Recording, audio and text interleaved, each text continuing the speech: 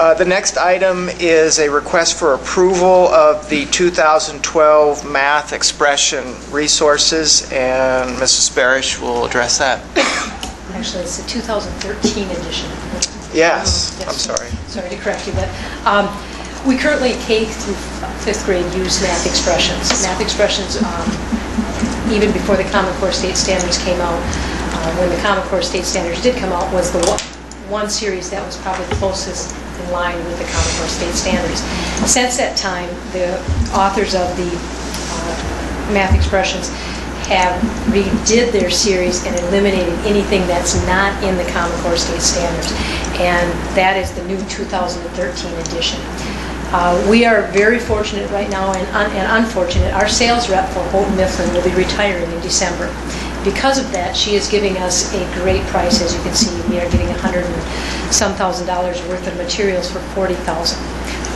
And that is why I'm bringing it forward to you today, because she's retiring.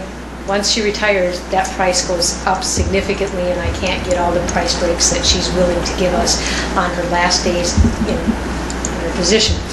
She is giving us several student editions free, and also another change that she's giving us is teachers editions for not only our classroom teachers, but also our special education teachers.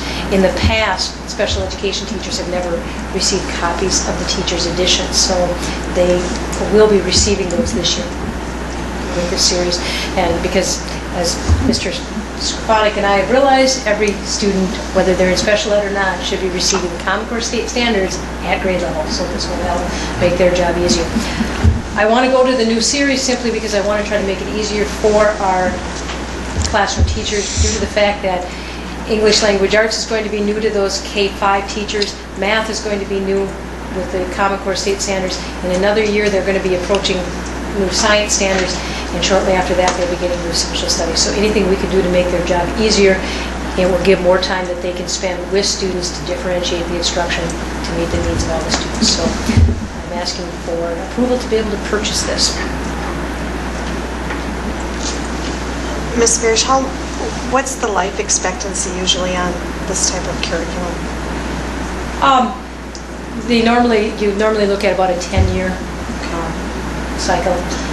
Math is, you can maybe stretch a little longer because you're not looking at dates and stuff that tend to go out of date.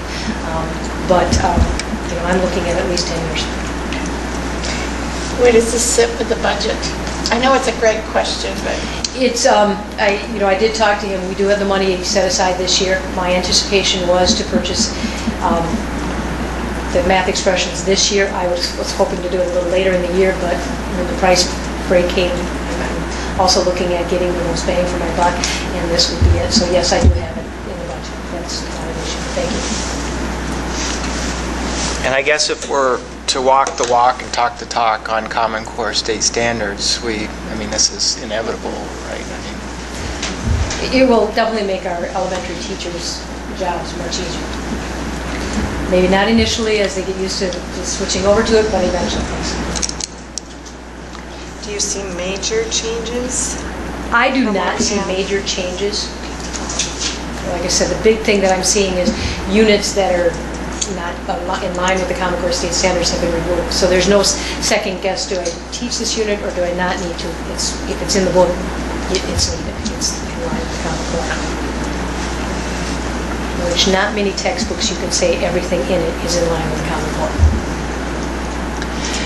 I'll make a motion to approve the purchase of the 2013 math expressions as presented. Second. So we have a motion and a second for approval of the purchase of the 2013 math expression resources as presented. Any other questions, comments? All those in favor signify by saying aye. Aye. Opposed, nay.